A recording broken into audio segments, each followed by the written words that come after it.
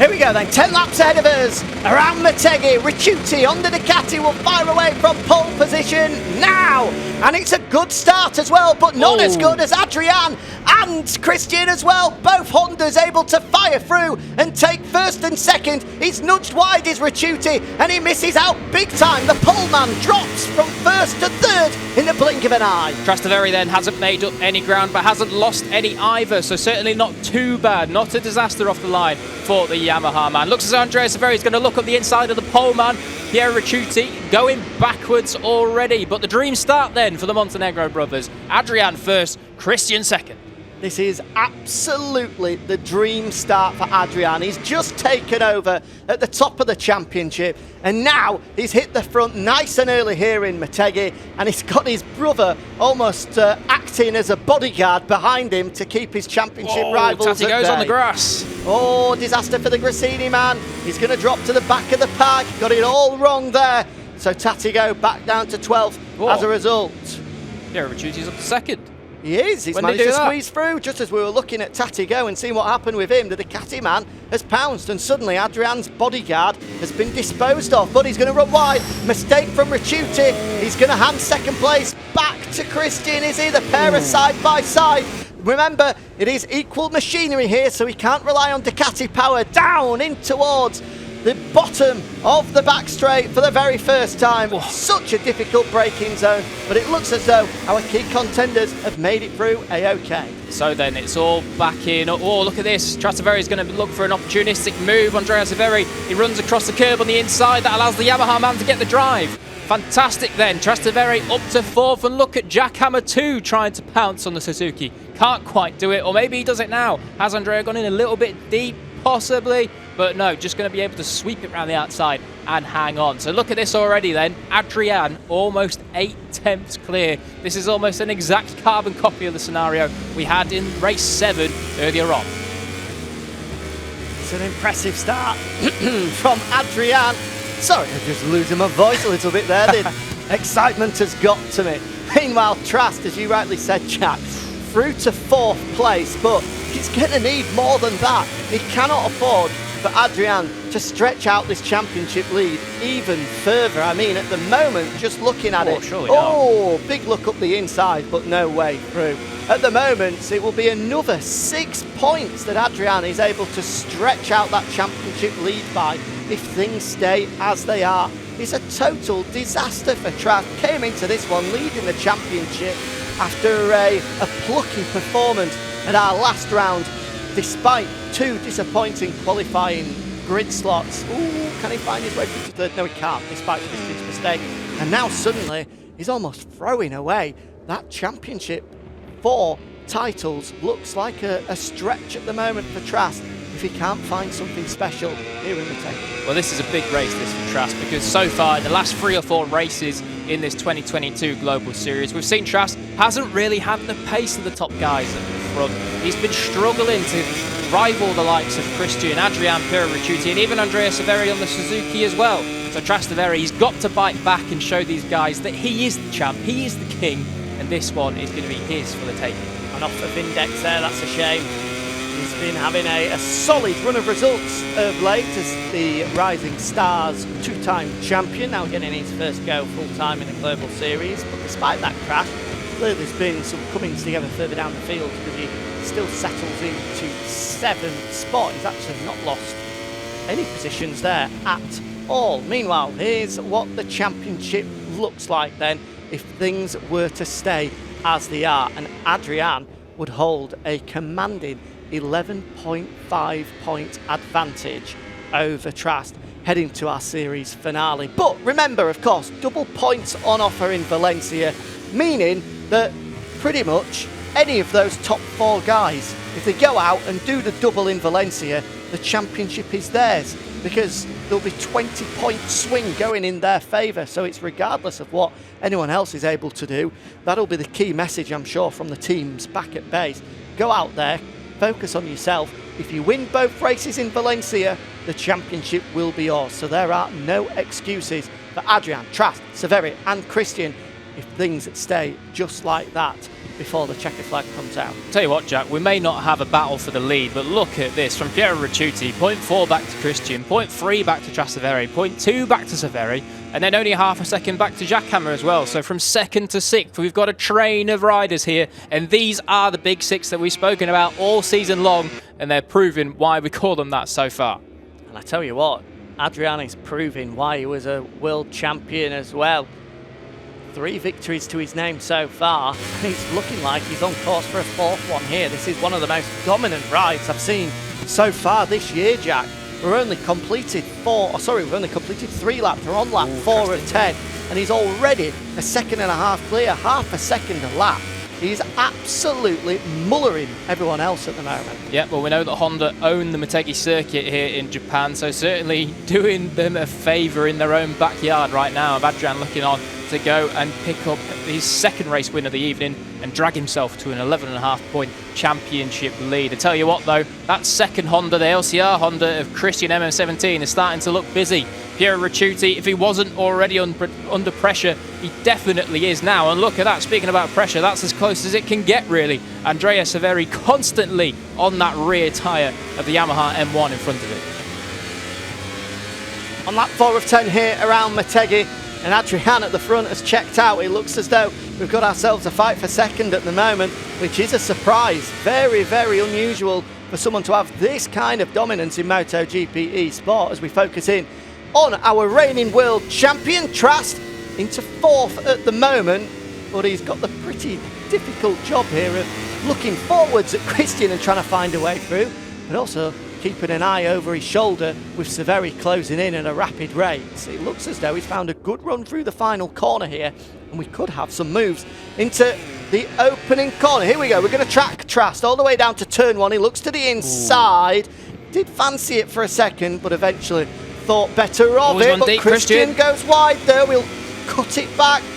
Make sure that he swings right in front of the front wheel of Trast behind him, and he just about holds on, and it's no surprise that Trast has been able to close in on Christian there. He's just set the fastest lap of the race last time around, a 1:40.777.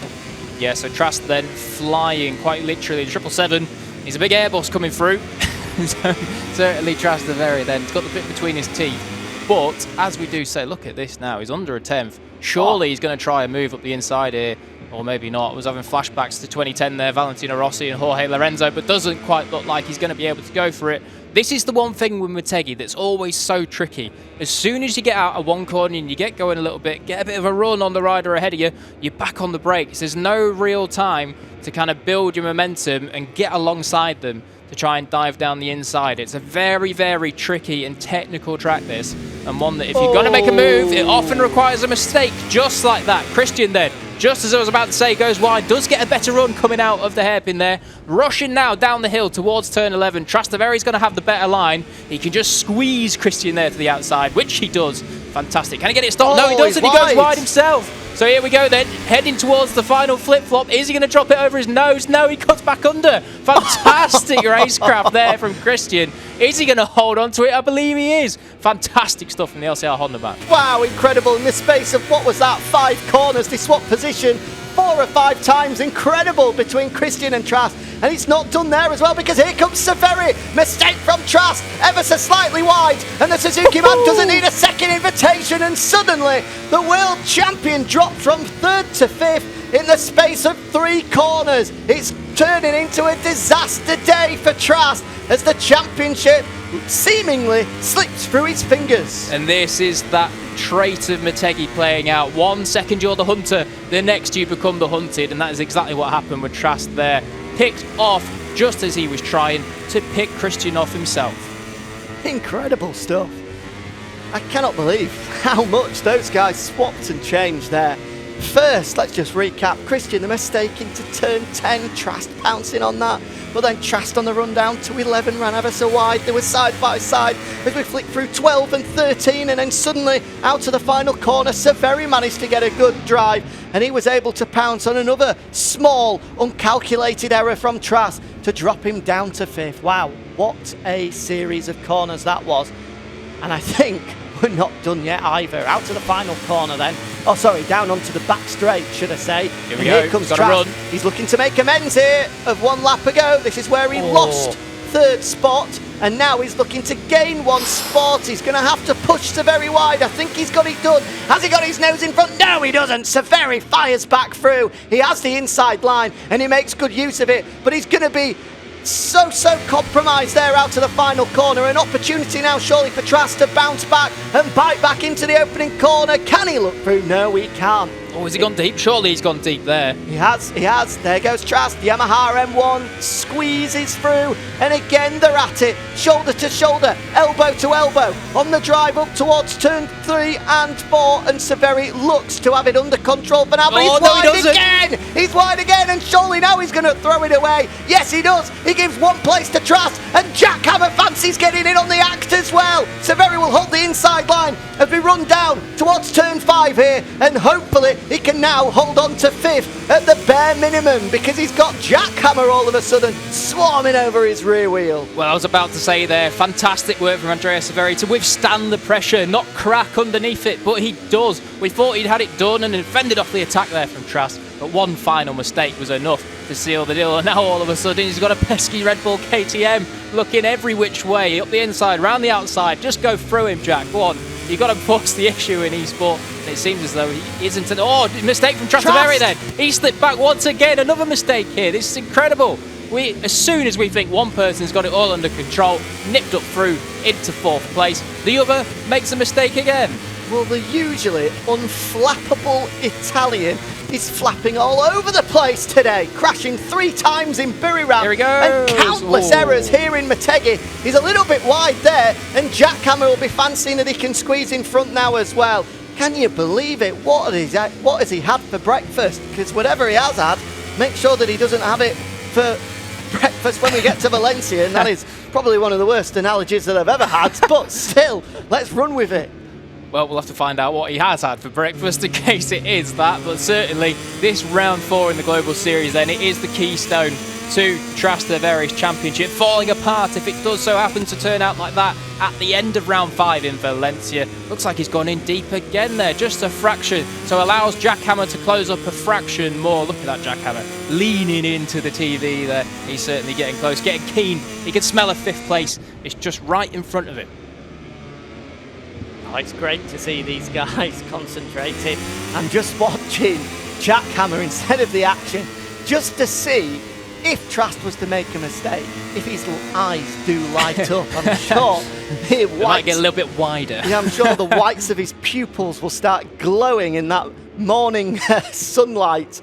Back in the UK, Jack Hammer, of course, flying the flag for Great Britain here in the MotoGP eSports Series. He's gone deep. There's a mistake. Yeah, and he glances. He has a sly look to his left-hand side, and I'm sure he'll be tutting under his breath at making a costly mistake there. It's just allowed Trask to pull ever so slightly clear. It was under a 10th of a second, but it's now 3/10 that gap. Back at the front, though, as everything is going off behind, with riders swapping and changing corner after corner, lap after lap. There are no such problems for this man. No, faultless out front, absolutely metronomic, no errors at all. We've seen him maintain that gap of around 1.3, 1.4, 1.5 the whole race. As soon as he got through to the front, well, he was at the front straight away, and he just hasn't been able to give them any sort of hope that they would be able to close him down. Of course, there we see Piero Ricciuti. He withstood the pressure from Christian so far. Half a second back, you'd have to say that it's too far for Christian to make a lunge. And as we saw in the last race, though, Christian on that last lap just turned the wick up to 11 and put in a final charge, but couldn't quite get there. Can he do it again this time round and make it stick? Here's Trask, the world champion. For how long? That is an interesting question, and one we'll get an answer to on Friday evening in Valencia. Make sure you join us for the grand finale. As we've said, double points on offer. The championship will swing one way or the other. You don't want to miss that. Friday evening, as we said, at the Valencian Grand Prix. We'll see you there. The bright lights of the Global Series Arena return in 2022. Severi, though, is not looking forward to booking any flights to Valencia just yet, because he's got 1.5 laps to go to try and hold off a world champion behind him and a fired up Red Bull KTM rider as well. So far so good though for Severi. He's managed to eke out enough of an advantage here for it to be a fairly comfortable final lap if he's able to hit all of his markers and make sure that it's a mistakeless final lap. Ricciuti, the same goes for him as well.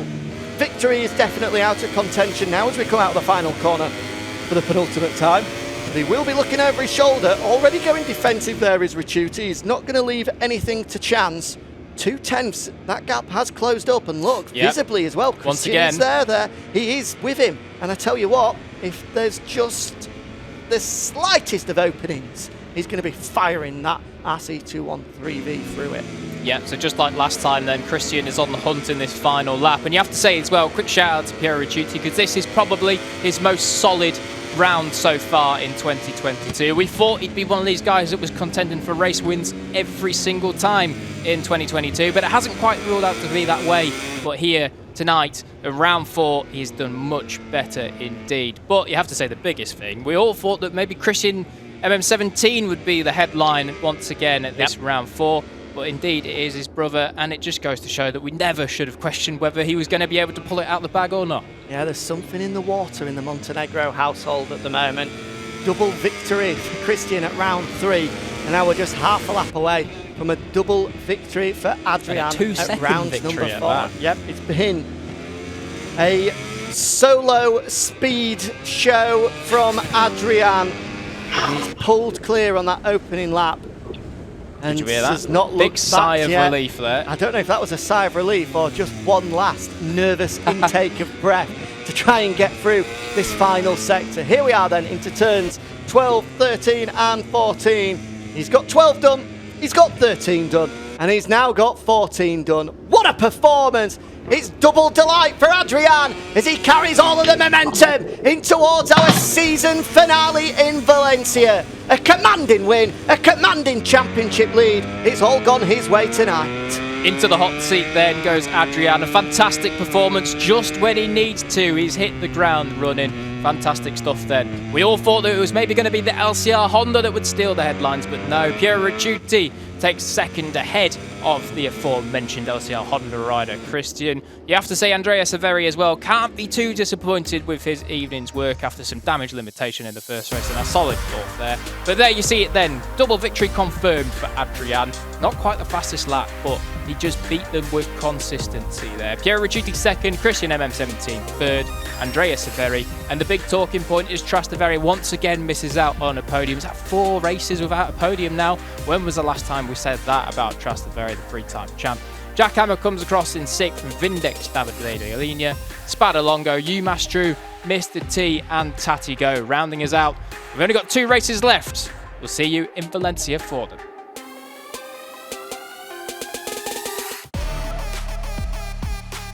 Double delight then for Adrian here at round 4 of the 2022 Global Series. Now a 12.5 championship advantage. Going the way of the Repsol Honda man as we head to Valencia for our season finale. Double points, so everything up for grabs as we mentioned in the race there. Those top 4 guys all know if they win both races at the last round, the championship will be theirs. But before we speak about that, let's give Adrian his moment in the sunshine. A double win, Adrian. A much needed double win as well. Now 4 for the season. Just how good does that one feel? Yes, thank you. The race was that I wanted. I wanted to start and to be first in the first corner and try to make a gap, because I know in this track it's very difficult to be in group. And fortunately for me, I could do it, and I am very happy with the victory again, because another some point for the championship. But now I know that the last races in Valencia with double points will be very important. But it's very important to be first in the last round. So I am very happy, and see you in Valencia. Yeah, we'll see you there, mate. Can't wait. And I just wonder, Jack, if we may well be sharing a glass of Prosecco with that man in Valencia in a month or so's time. Now, without doubt, the big favourite heading to Valencia, and you'd have to be a brave man to bet against him not wrapping up a second title if he can pull 2 performances out the bag like we just saw in Motegi. That was some ride. Yeah, it really was some ride. You just saw there. I mean, well, he said it perfectly himself. He said it was difficult to win a race in the pack here around Motegi, and of course, alluding to the amount of mistakes that it was so easy to make around this track. We saw mistakes from Trastevere, Andrea Severi, Christian, and also Jack Hammer as well, as those guys battled for those positions in the top 5 or 6. But out front, of course, Adrian, with that perfect start, rocket ship start, got the whole shot and just never, ever looked back. Yeah, brilliant stuff. It was brilliant action further back as well. We just saw a glimpse of it there. Trast, Christian, Severi swapping and changing as often as you like it, with Jack Hammer trying to get in on the acts as well in the closing stages. But it was all about this man. A 2-second lead as he came across the line. Dominance from Adrian to take a double win here tonight. So before we leave you then, let's take a look at the championship standings. Only 1 round to go. I know we've mentioned it a lot, but double points on offer in case you weren't listening. Just to add a little bit of extra spice into the mix, which means, despite Adrian leading the way, any of those top 4 men, Adrian, Trast, Severi or Christian, can wrap up this 2022 Global Series by going out and winning both races in Valencia. 17 points splitting our top 4, Jack.